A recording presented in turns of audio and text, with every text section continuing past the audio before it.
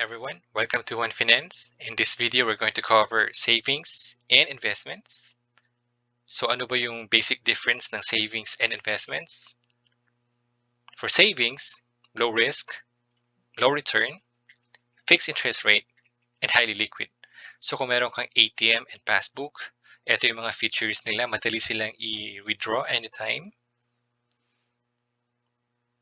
Sa investments naman, moderate to high risk, higher potential return, fixed, and variable interest rate or combination. And then we have market-based liquidity. So meaning, kung mababa yung market, hindi ka pwede mag-liquidate or magbenta ng mga shares or units mo kasi malulugi ka. Kung mataas naman yung bentahan sa market, pwede kang mag-redeem or magbenta ng units or shares ng investments mo. So let's try to compare yung 1-year returns ng savings and investments. So kung Passbook, you only have 0.25%. Sa special savings naman, you got 1.50. Sa Treasury bills, 2.41. Sa Sun Life, which is a money market fund, meron kang 3.16.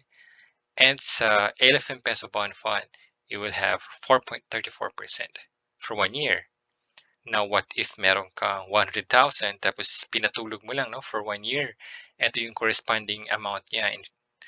So, sa 1 year, meron kang 250 pesos na interest or return sa ATM or Passbook mo.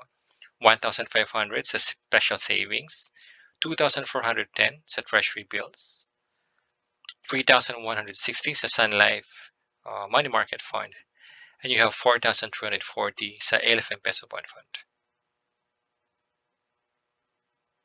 That's all for now.